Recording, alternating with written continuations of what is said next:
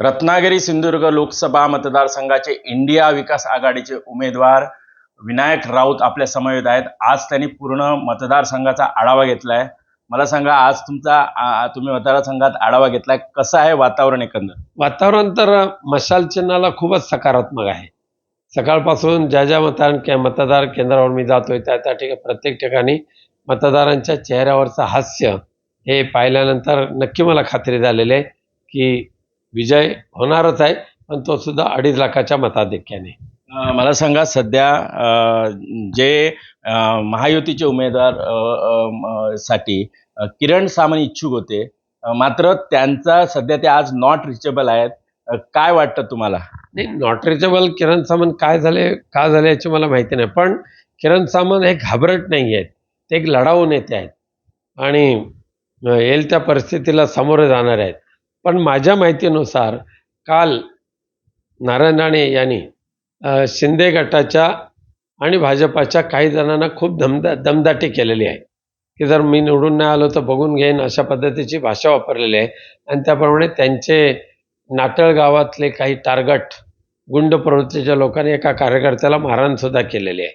त्यामुळे ही जी काही राजकारणातली दहशत, दादागिरी ही संपवून टाकण्याचं काम यावेळेला सुद्धा रत्नागिरी सिंधुदुर्गातील मतदार करतील.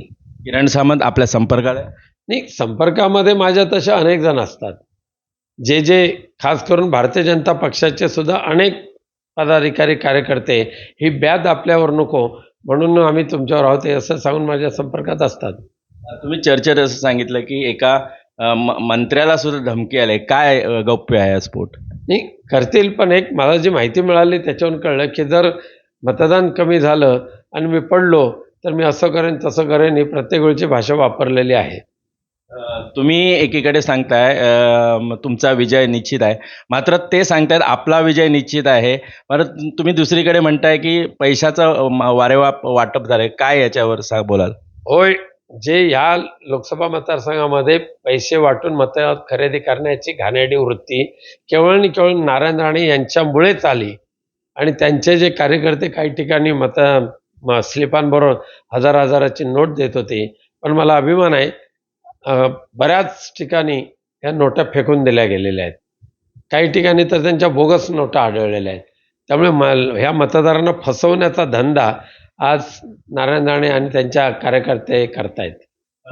दीपक केसरकर आणि बोलताना सांगितलं की नारायण राणेंचा विजय हा 2.5 ते 3 लाखांनी होईल. काय म्हणताय? माझाच आकडा ते सांगतायत. हे 2.5 लाखाचा आकडा माझाच आहे. दीपक केसरकरांनी स्वतःच्या निवडणुकीत त्यांचं डिपॉझिट वाचवावं. मला सांगा, तुमच्या चेहऱ्यावर हास्य आहे. एकंदर तुम्ही मतदारसंघाचा आढावा घेतलाय, कितीचं मताधिक्य मिळेल? मताधिक्य मी पहिल्या दिवसापासून सांगतो. कोणत्या परिस्थितीत पहिल्या वेळेला 1,51,000, दुसऱ्या वेळेला 1,76,000 आणि यावेळेला 2,50,000. हॅट्रिक असं हॅट्रिक 1,001%. आणि नारायण राणेंना त्यांना पराभवाची हॅट्रिक घ्यावीच लागेल.